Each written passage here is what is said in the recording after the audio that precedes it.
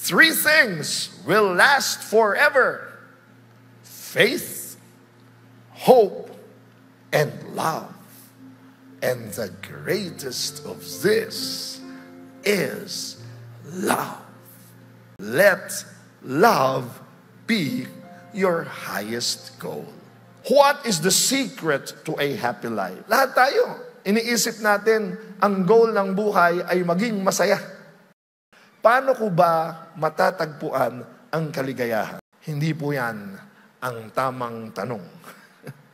Because if you seek for happiness alone or happiness as an end, you will not find it.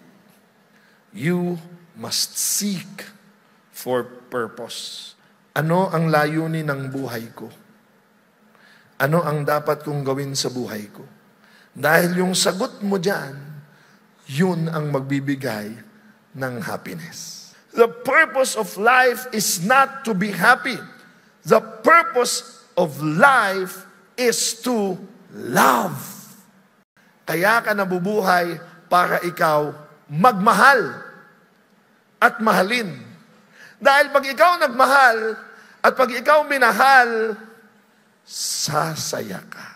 If you were blessed by this video, please like, follow, and subscribe. And share to bless others even more. At siguradong mayroong magandang mangyayari sa iyo. God bless you!